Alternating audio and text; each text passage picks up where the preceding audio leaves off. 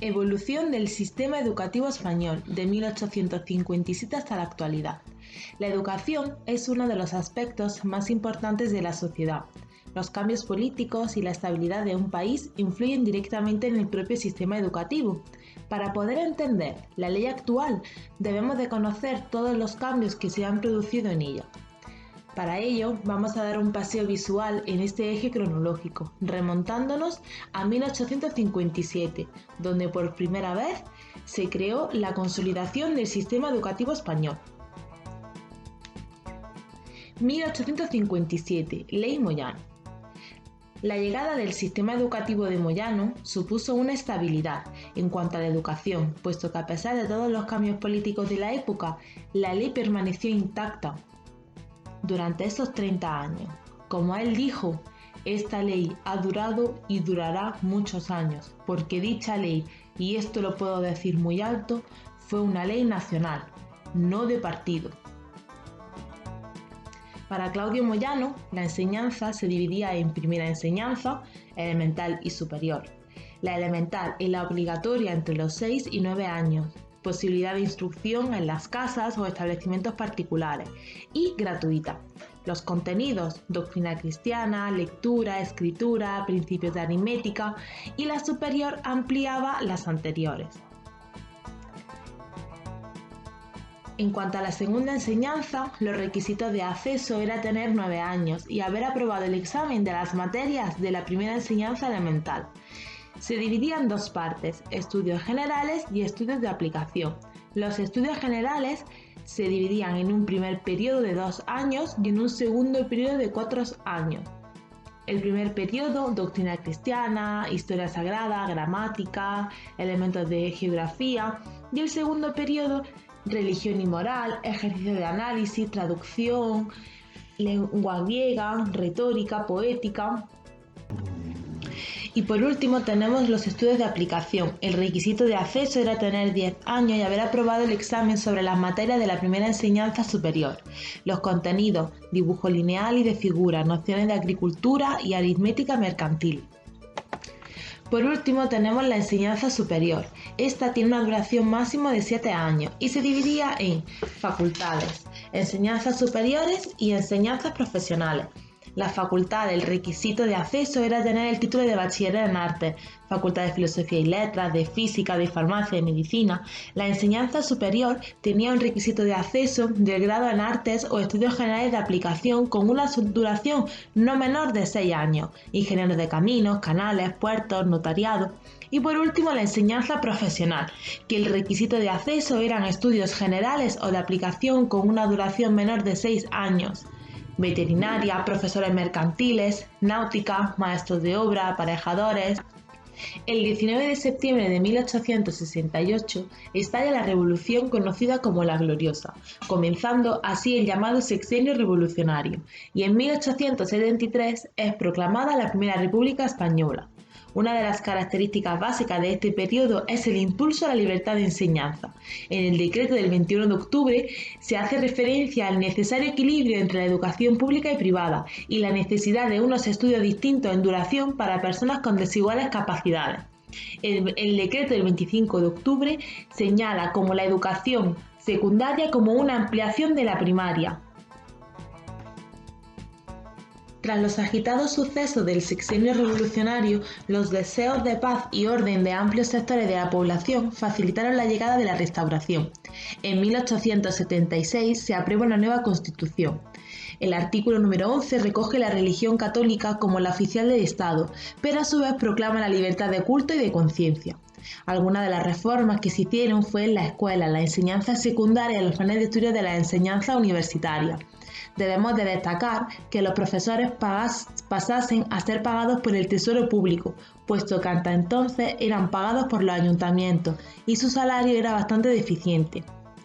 El 13 de octubre de 1923, el general Primo de Rivera encabezó un golpe militar que puso fin a la Restauración, donde se llevaron reformas en bachillerato y la universidad. Tras el triunfo de los partidos republicano y socialista, las elecciones municipales de abril del 31, donde se proclama la Segunda República Española y se abre una nueva etapa en el sistema educativo español.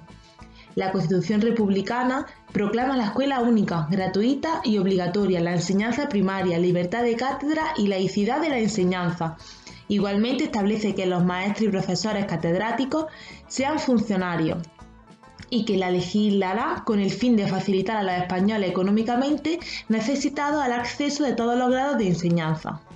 Por último, destacar los cambios respecto a la regulación del bilingüismo, permitiendo que en las escuelas primarias se enseñe en lengua materna.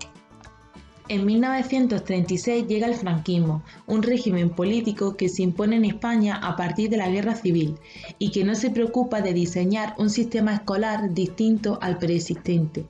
En los primeros años, la educación solo interesa al gobierno como vehículo transmisor de ideología, sin importar en exceso su organización y estructura interna. Así proliferan decretos y órdenes ministeriales con una sola idea: la educación debe ser católica y patriótica, manifestados principalmente en la existencia de un sistema educativo de doble vía, el bachillerato para las élites y otra vía para las clases más desfavorecidas. En julio del 36 comienza la Guerra Civil Española y con ella un desequilibrio del sistema educativo español. En 1970 llega la Ley General Educativa. Una de las características más importantes es que la educación es obligatoria y gratuita entre los 6 y los 14 años. Se preocupa por la calidad de la enseñanza y una importante inclusión. También una configuración de un sistema educativo centralizado, es decir, uniformidad en la enseñanza. También hay una presencia notable de la enseñanza privada en los niveles no universitarios.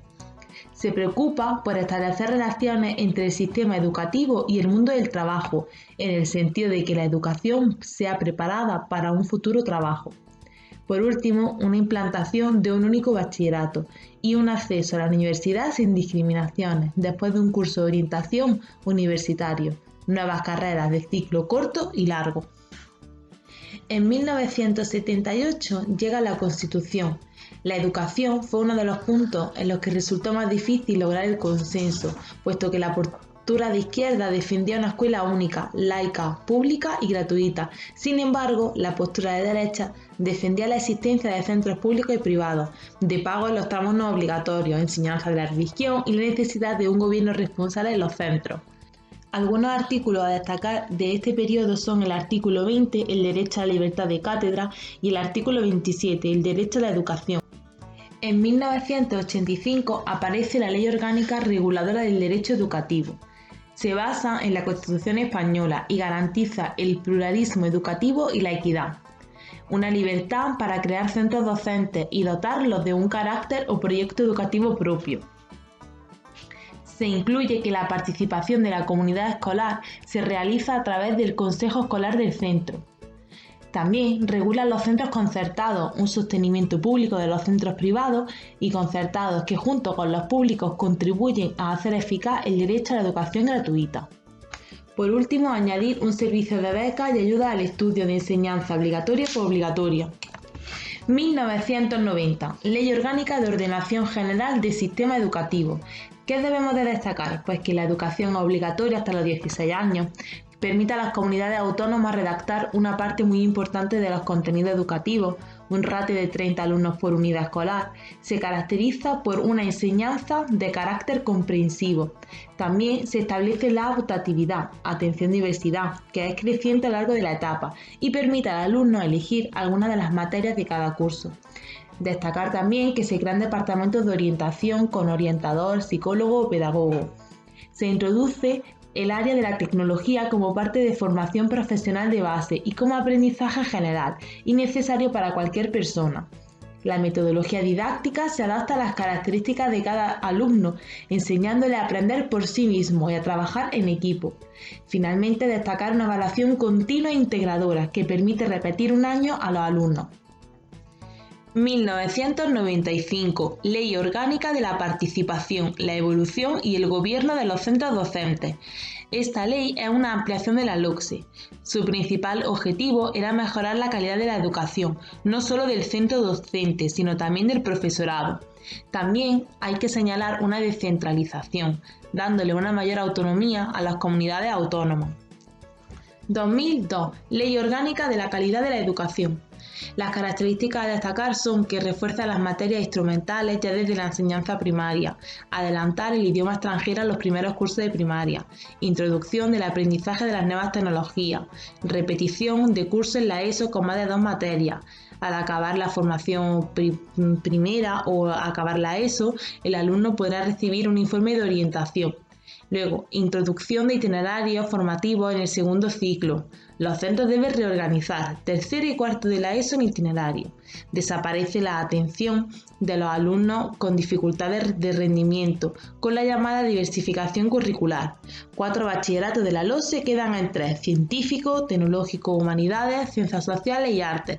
Y los alumnos del extranjero que desconozcan la lengua y cultura se integrarán en programas que se podrán impartir en la aula específica. 2006. Ley Orgánica de Educación. Supone una mejora en la calidad de la educación, debiendo llegar esta a todos los jóvenes sin ningún tipo de exclusión. Los principios básicos, calidad y equidad. Aumentar la educación de los 0 a los 3 años. Acabar con el abandono y la no titulación en ESO. Mejorar los niveles de las materias fundamentales. Aumentar el nivel en PISA. Mayor utilización de las TIC. Mayor uso también de idiomas extranjeros. Eliminar las diferencias en resultados por razón de procedencia social, motivar al profesor y eliminar la rigidez entre los distintos niveles educativos. Por último, destacar que la LOE elimina la religión católica como área de la educación primaria, a excepción de las escuelas católicas. Esta medida evidentemente ha crispado al sector católico, que está totalmente en contra de que la religión no sea una asignatura obligatoria. 2013. Ley Orgánica para la Mejora de la Calidad Educativa. Pretendía situar al alumno como centro y razón de ser de la educación, convertir la educación en el principal instrumento de movilidad social, favorecer una educación de calidad, como soporte de la igualdad, equidad y justicia, adecuar el sistema educativo a las nuevas demandas de aprendizaje, luchar contra la exclusión que provoca las altas tasas de abandono, situar la educación como el motor que promueve el bienestar de un país, flexibilizar la estructura educativa, impulsar la cultura, el esfuerzo, el trabajo y la excelencia, establecer ciclos de FP básica, personalizar el aprendizaje, valorar el logro de los objetivos de cada etapa, incrementar una autonomía en los centros, intensificar el uso de las TIC y mejorar el aprendizaje de las lenguas extranjeras. Por último, debo concluir indicando que la LOMCE es la ley educativa que sigue estando vigente en el panorama actual educativo.